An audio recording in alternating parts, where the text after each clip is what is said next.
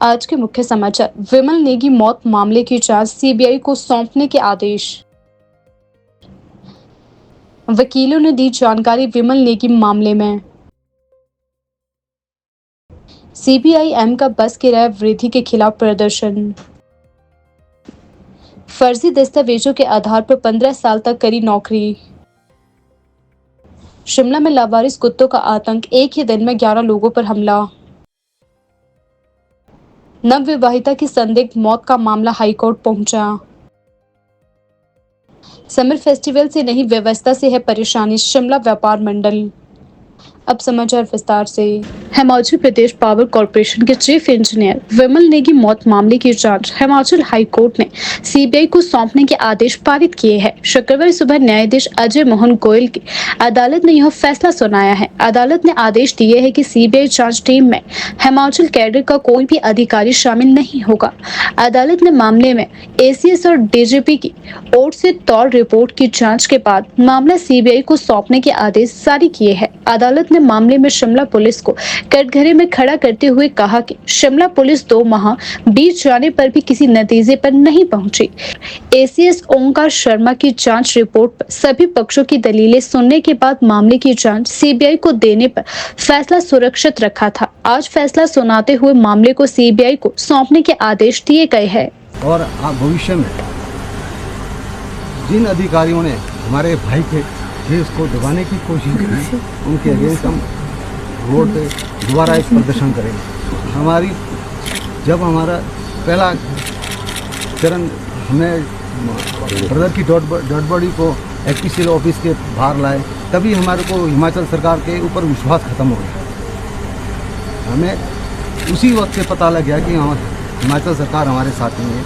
और उसमें अभी तक सब आप लोगों को पता है कि उन्होंने बहुत सारी तथ्यों को दबाने की भी कोशिश की है।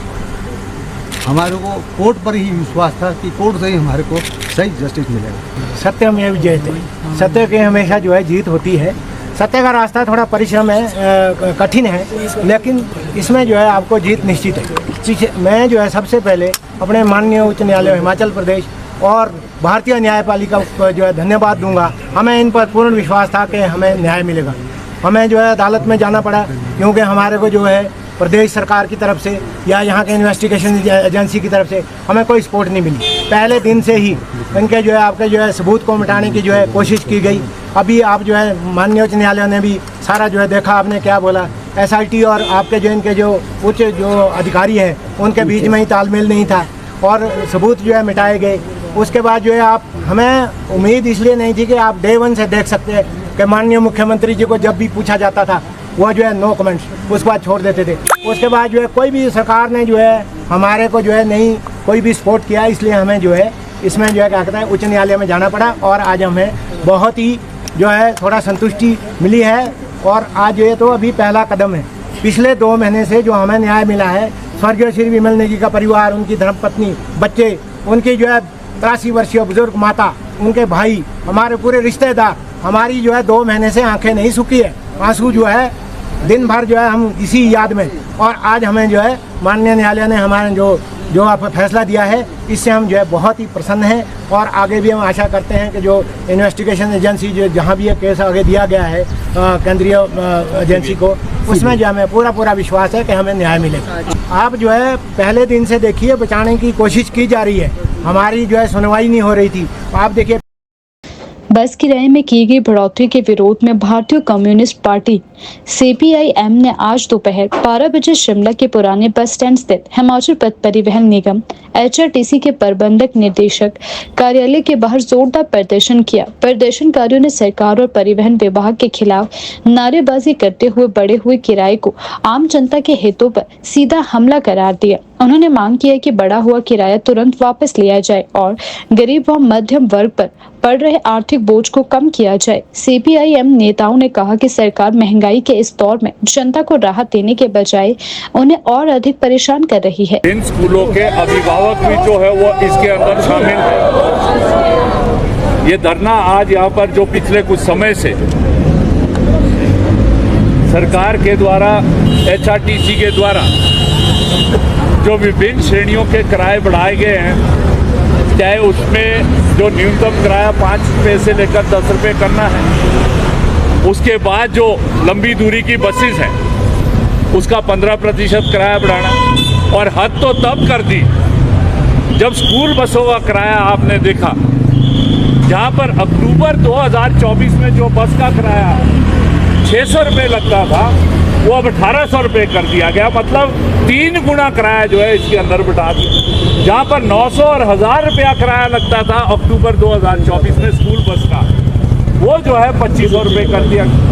हम आज इस धरने के माध्यम से HRTC प्रशासन और सरकार को पूछना चाहते हैं कि क्या दर है जो जिसके अनुसार आपने किराया जो है बढ़ाया। और आपको मालूम है कि हिमाचल प्रदेश में बहुत से बच्चे, हज़ारों बच्चे जो हैं वो स्कूल बसों में जो है वो सफ़र करते हैं। और शिमला शहर में तो आपने सुबह देखा अधिकांश बच्चे जो है HRTC की स्कूल बसों में सफ़र करते हैं। तो इसलिए आज हम यहाँ पर जो है प्रशासन को और सरकार को इस प्रदर्शन के माध्यम से चेताना चाहते हैं कि ये जो पिछले कुछ समय से ये जो बस का किराए में वृद्धि की गई है, चाहे 5 से 10 रुपये किया गया, क्योंकि उससे जो रोज़मर्रा सफ़र करने वाला है, जो दिहाड़ी मजदूरी करने वाला मजदूर है, कर्मचारी है, महिला है, वो स्कूल अपने बच्चे को लेने जाती है तो उसको दुगना किराया देना पड़े। इसी तरीके से जो 15% किराया बढ़ा है, आपको मालूम है जो हमारे पड़ोसी राज्य है वहाँ पर किराया बहुत कम है। इससे जो है बहुत से जो हमारा HRTC की बस में जो सफ़र करने वाला जो यात्री है, प्रदेश का वासी है, वो भी जो है वंचित हो जाएगा। और स्कूल के किराए में शिमला शहर में ये जो बस किराए की वृद्धि है, ये शिमला शहर के अंदर जो है जाम पैदा करेगी, क्योंकि करीब जो है आज 2500-3000 से ऊपर बच्चा है जो HRTC की बसों में सफ़र करता है। अगर इसी तरीके से ये महंगा बस का किराया रहा तो ज़्यादातर अभिभावक जो है वो अपने बच्चों को गाड़ियों में ले जाएंगे। और आप देख रहे हैं सुबह से लेकर शाम तक जो है ट्रैफिक जैम होगा। तो इसके लिए जो है जो HRTC का प्रशासन है और सरकार है, तो आज हम मांग कर रहे हैं इस प्रदर्शन के माध्यम से कि आप तुरंत ये जो किराया वृद्धि की गई है, चाहे न्यूनतम किराए में, चाहे 15% किराए में, चाहे जो है बस पास में किया गया है, ये HRTC के हित में नहीं है। क्योंकि HRTC में आपको मालूम है कि HRTC के पास मात्र 2800 बसेज है। आज प्रदेश के अंदर 9000 के करीब प्राइवेट बसेज है। और ये पूरी तरह से जो है सरकार की नीति है कि HRTC को ख़त्म करो, सार्वजनिक क्षेत्र को ख़त्म करो और निजी क्षेत्र को जो है बढ़ावा दो। और इसके बाद जो है निजी क्षेत्र के अंदर अभी तो सरकार बात कर रही है कि हम जो है रोजगार जो है देंगे युवाओं को, परंतु जिस तरीके से आपने देखा मनाली के लिए, शिमला के लिए जो बड़ी बड़ी कंपनियां हैं उनकी वॉल्वो बसें आज चलती है, कम किराए में वो यात्री को ले जाती है। लोग आज भी जो है उन बसों में सफ़र करते हैं, HRTC की वॉल्वो बस में भी सफ़र। तो इसलिए आज जो हमारा ये आंदोलन है, आज जो ये हमारा प्रदर्शन है, ये ना केवल बस किराए को घटाने के लिए है, ये जो है ये जो HRTC है, सार्वजनिक क्षेत्र है, इसको जो सुनियोजित तरीके से ख़त्म करने का काम सरकार कर रही है, उसके लिए भी जो है वो। और यदि सरकार जो है आज इस बस किराए को वापस नहीं लेती तो अगले 4-5 दिन में 28 तारीख को जो है हम बड़ा आंदोलन करेंगे। और उस आंदोलन के लिए जो है सरकार और HRTC का जो प्रशासन है वो जिम्मेवार होगा। हिमाचल प्रदेश की राजधानी शिमला में लावारिस कुत्तों का आतंक लगातार बढ़ता जा रहा है। बीते कल शहर के विभिन्न हिस्सों में कुत्तों ने एक ही दिन में 11 लोगों को काट लिया, जिससे शहर में दहशत का माहौल बना हुआ है। Indira Gandhi medical college, IGMC और DDO अस्पताल में घायल लोग उपचार के लिए पहुंचे, जिनमें से 2 की हालत गंभीर बताई जा रही है। सबसे सनसनीखेज मामला शहर के तारा हॉल स्कूल के पास सामने आया। यहाँ शिक्षक सुरेश लखनपाल सुबह करीब 7:25 पर अपनी बेटी को स्कूल छोड़ने जा रहे थे। जैसे ही वह कार्ट रोड पर सब्जी मंडी के पास पहुंचे, अचानक 3-4 कुत्तों ने उनकी बेटी पर हमला कर दिया। लखनपाल ने साहस दिखाते हुए बेटी को तो बचा लिया, लेकिन खुद वह बुरी तरह से घायल हो गए। DDO अस्पताल में डॉक्टर ने बताया कि कुत्तों के दांत उनकी टांग की हड्डी तक पहुंच गए थे। BC क्षेत्र में विधानसभा में तैनात कर्मचारी उमेश शर्मा पर भी लावारिस कुत्तों ने सुबह 9 बजे हमला कर दिया। उनकी टांगों पर भी गंभीर घाव देखे गए हैं। शहर के अन्य इलाके जैसे पंथागढ़ी, महली और टोटू में भी कुत्तों के हमले की शिकायतें सामने आई हैं। वार्ड पार्षद आशा शर्मा ने बताया कि 2 दिन पहले भी 2 बच्चों को कुत्तों ने काटा था। नगर निगम की ओर से कोई ठोस कदम नहीं उठाया गया। घायल शिक्षक सुरेश लखनपाल ने नाराजगी जताते हुए कहा, शहर में रोज लोग लहूलुहान हो रहे हैं।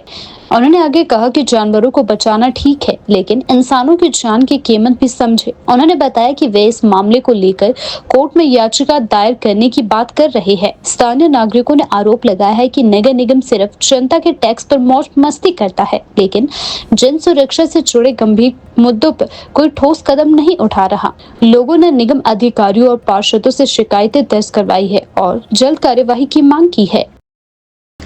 बहुचर्चित विमल नेगी मामले में हिमाचल प्रदेश हाई कोर्ट में अहम फैसला सुनाते हुए जांच की जिम्मेदारी केंद्रीय जांच ब्यूरो सीबीआई को सौंप दी गई है। लंबे समय से न्याय की मांग कर रहे परिजनों और जनता के लिए यह फैसला राहत की उम्मीद लेके आया है। विमल नेगी की संदिग्ध परिस्थितियों में हुई मौत को लेकर राज्य पुलिस की जांच पर सवाल उठते रहे। परिजनों का आरोप था कि मामले की निष्पक्ष जांच नहीं हो रही है और कई अहम पहलुओं को नजरअंदाज किया जा रहा है। इसी के चलते हाईकोर्ट में याचिका दाखिल की गई और जिसमें सीबीआई जांच की मांग भी की गई थी। हाईकोर्ट ने सुनवाई के दौरान कहा कि मामले की गंभीरता और जन भावनाओं को देखते हुए इसकी निष्पक्ष जांच जरूरी है, जिसे राज्य पुलिस के बजाय अब केंद्रीय एजेंसी सीबीआई करेगी। वहीं वकीलों ने बताया कि मामले की सुनवाई के दौरान अदालत ने राज्य पुलिस की अब तक की जांच पर असंतोष जताया है और कहा कि केस से जुड़े कई महत्वपूर्ण तथ्यों की अनदेखी की गई है। ऐसे में पीड़ित परिवार को न्याय दिलाने के लिए अब यह आवश्यक हो गया है कि इसकी जांच स्वतंत्र एजेंसी द्वारा की जाए। ने निर्देश दिए हैं अदालत को कि अदालत ने कि ये जो वो उसमें इंडिपेंडेंट इंक्वायरी करेंगे और हिमाचल काडर का कोई भी ऑफिसर जो है उसमें अपनी एसआईटी में अगर वो फॉर्म करते हैं तो उसमें एसोसिएट नहीं करेंगे। जहाँ तक विमल नेगी की बात है, पिटीशन की बात है, उसमें परिजनों ने ये संदेह उठाया था कि ये जो इन्वेस्टिगेशन है ये फेयर नहीं है और विमल नेगी की जो मिसिंग थे वो 10 मार्च से थे और उनकी डेड बॉडी जो है वो 18 को मिली है, 19 को पोस्टमार्टम हुआ है and according to the postmortem report जो डेथ है वो 5 दिन पहले हुई है। तो विमल नेगी 10 से लेकर 13 या 14 तक कहाँ रहे इस बारे में एसआईटी ने कोई भी इन्वेस्टिगेशन नहीं करी थी और परिजनों का ये कहना है कि ये संदेहास्पद स्थिति है और the possibility of foul play can not be ruled out. तो एसआईटी जो एसपी शिमला के तहत काम कर रही थी इस मामले में जो है कोई भी उन्होंने इन्वेस्टिगेशन नहीं करी। फिर उन्होंने अपनी पिटीशन में कहा था there is a corruption angle also. पेकुबला सोलर प्रोजेक्ट के बारे में भी बोला था, उसकी जो ठेकेदार को जो है वो कंसेशन देने के बारे में भी बोला था। SIT had done nothing and not investigated the matter. ACS की रिपोर्ट में ये प्रूव हुआ, ये साबित हुआ कि ये जो इनका जो बिहेवियर था, जो सुपीरियर ऑफिसर्स हैं जिनके नाम जो एफआईआर में भी लिख रखे हैं, there conduct was not fair और एसीएस ने उनको इंडिक्ट किया था अपनी रिपोर्ट में। वो जो रिपोर्ट एसीएस की है वो आज तक that has not seen the light of the day for the reason best known to the state. और स्टेट ने वो रिपोर्ट जो है एजी को भेज दी, एजी ने आगे वो रिपोर्ट जो है गवर्नमेंट को भेज दी but till date they were not placing them in the public domain. और उससे जो है जो एसीएस ने रिपोर्ट करी है उसका बड़ी अच्छी तरह से खुलासा जो है वो कोर्ट ने करा है और कोर्ट ने कहा है कि भाई ये जो एसीएस की रिपोर्ट है इन्होंने इसको जो है कंसिडरेशन में नहीं लिया और इवन आईओ ने जो एसआईटी है उसने भी रिपोर्ट को जो है वो कॉपी मौसल नहीं की और उस वजह से जो है ये for the reason best known to them तो that seems that the investigation is not fair. फिर डीजीपी के एफिडेविट है, स्टेटस रिपोर्ट है जिसमें उन्होंने खुद ये अपने पॉइंट्स दिए हैं जो क्लियरली इंडिकेट करते हैं कि investigation is not fair and in case it is allowed to be continue in the hands of the present SIT, there may not be a fair investigation in the matter. हमने अपनी petition में ये भी कहा था कि despite of the fact that from the very beginning, from the first day, family ये कह रही है कि हम investigation से satisfied नहीं है। Even the government is time and again making a statement that the परिवार जो है वो satisfied है with the investigation, which was wrong, that was incorrect, and then there was a plea by the family that in case the investigation goes on by the present SIT, the matter will not be fairly investigated. So क्योंकि matter जो है वो fairly, independently and transparently investigate नहीं हो रहा था, ultimately the court concurred with us and agreed with to our submissions that it is a fit case which is to be transferred to the CBI. Himachal Pradesh के कांगड़ा जिले में फर्जी दस्तावेजों के आधार पर 15 वर्षों तक शिक्षक पद पर कार्य करने वाली एक महिला शिक्षिका को आखिरकार बर्खास्त कर दिया गया है। प्रारंभिक शिक्षा विभाग ने बीते कल जांच पूरी होने के बाद यह कार्यवाही की। जानकारी के अनुसार वर्ष 2006 में प्रारंभिक शिक्षा विभाग में एक विशेष योजना के अंतर्गत शिक्षकों की भर्ती की गई थी। उसी दौरान उक्त महिला ने फर्जी दस्तावेजों के जरिए नौकरी हासिल की। वर्ष 2020 में जब योजना के तहत नियुक्त शिक्षकों को नियमित किया गया, तब महिला के दस्तावेजों पर विभाग को संदेह हुआ।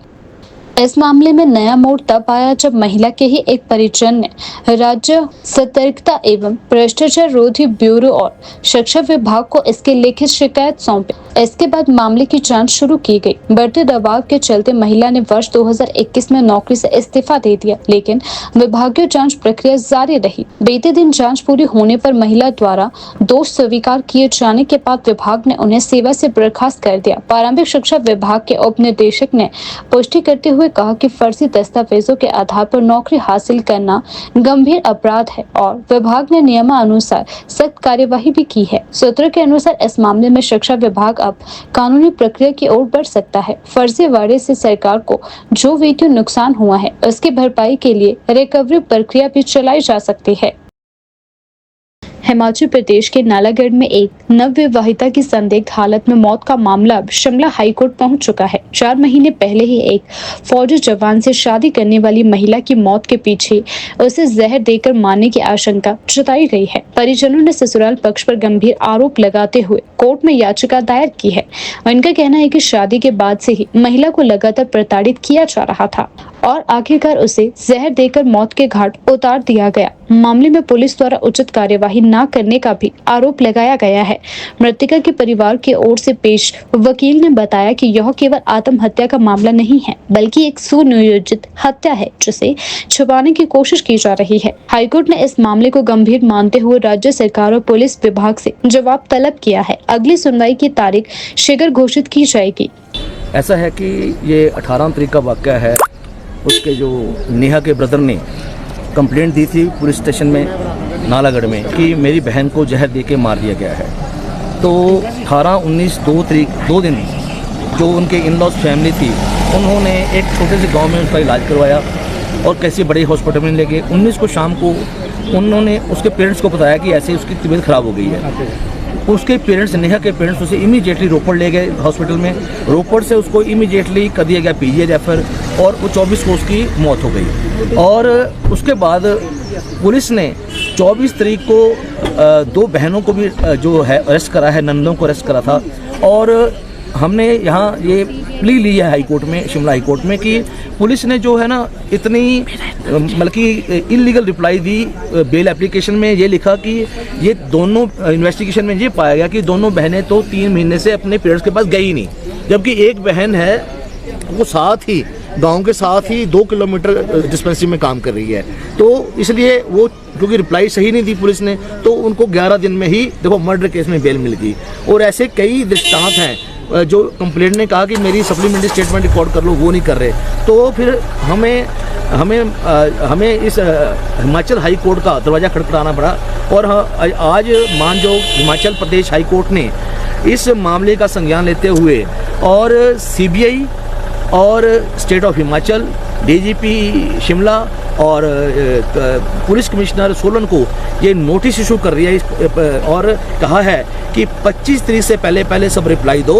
25 जून को ये रिप्लाई देंगे और 25 को ही इसका फैसला होगा। जैसा आपने कहा कि अब जो नेक्स्ट डेट है इसमें 25 जून है।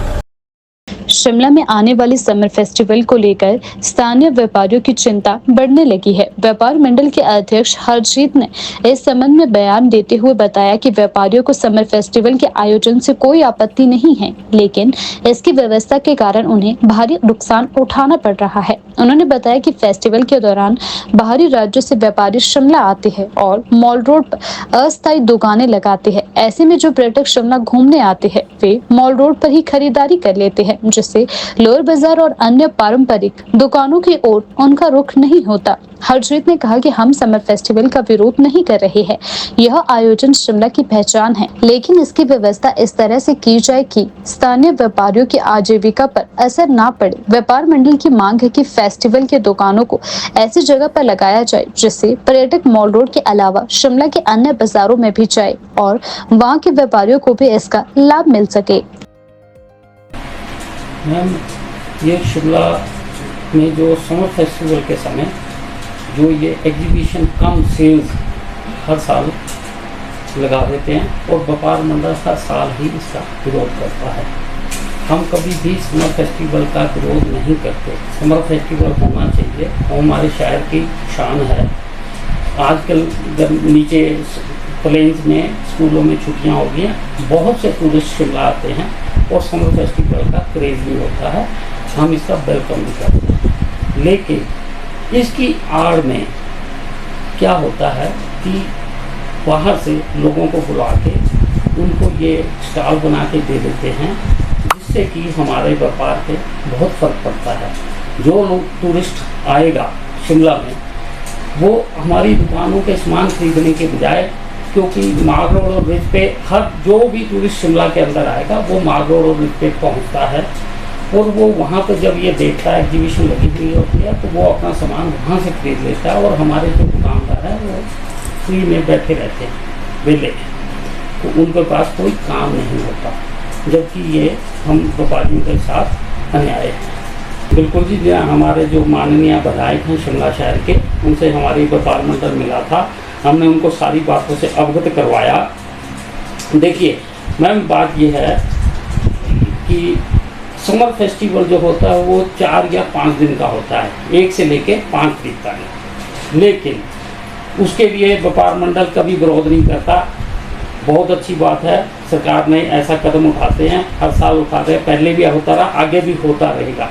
लेकिन जो मैंने पहले भी दोहराया था आपको कि हमारा जो विरोध है वो विरोध ये होता है कि अभी इन्होंने जो ये दिया है कि समर फेस्टिवल तो 1 से 5 तक चलेगा, लेकिन इन्होंने जो स्टॉल का आवंटन कर रहे हैं वो 1 से लेके 15 तक कर रहे हैं। इन सभी बातों से हमने विधायक जी को अवगत कराया है और उसमें इस बार एक नई बात हो गई है। पहले रिज मैदान पे होता था, स्पोर्ट्स कम्प्लेक्स पे था, अब क्या हो गया, सारे शहर में ही अब चर्च के पास भी एग्जीबिशन लगवा दी, स्पोर्ट्स कम्प्लेक्स में भी लग गई। पीके की पार्किंग जो है, पार्किंग है, जो पार्किंग का काम है लोगों को आने के लिए बनाया है, सरकार ने पैसे खर्चे हैं कि लोगों की सुविधा के लिए जो टूरिस्ट आएंगे वो वहाँ पे अपनी गाड़ी पार्क करेंगे। वो गाड़ी पार्किंग की जगह, लोगों को तो गाड़ी पार्क करने की जगह नहीं मिलेगी, उससे ट्रैफिक व्यवस्था को भी फर्क पड़ेगा। लोग कहाँ लगाएंगे अपनी गाड़ी? उस जो पार्किंग स्थल है उसको तो आपने एग्जीबिशन वालों को दे दिया। ये कहाँ तक ठीक है? सरकार को इस बात को देखना चाहिए, कभी भी पार्किंग को नहीं, और पीक सीजन में, जब पीक सीजन है उस वक्त आप उस पार्किंग को, जहाँ पे 100 गाड़ी 150 गाड़ी लगेगी कार, उस पार्किंग को सारी की सारा फ्लोर को ही एग्जीबिशन के लिए दे दिया। और आइस स्केटिंग रिंक के लिए भी हो गया जी, पंचायत भवन के लिए भी हो गया, तो व्यापारी करेगा क्या? सरकार को कहाँ से? जो ये समझते हैं कि व्यापारी कुछ नहीं करता, व्यापार जो शिमला का व्यापारी है वो शिमला के लिए जो भी सामान बिकता है उसके लिए जीएसटी कलेक्ट करके लोगों को अपने पैसे लगा के वो सामान लेके आता है और ग्राहक से जीएसटी लेके सरकार के खाते में जमा कराता है। सरकार के आर्थिक स्थिति में व्यापारी बहुत अच्छा योगदान करते हैं। सरकार को इन बातों में सोचना चाहिए। ये सारी बातें हमने अपने विधायक जी को बताई है और उन्होंने हमें आश्वासन दिया है कि 25 तारीख को सीएम साहब वापस आ जाएंगे। सीएम साहब टूर पे हैं, सीएम साहब 25 को आएंगे वापस और व्यापार मंडल को हरीश नाथा जी के साथ हम सीएम साहब के साथ मिलेंगे और उनको सारी बातों से अवगत कराएंगे और उसको पूरा बंद कराने का प्रयत्न करेंगे।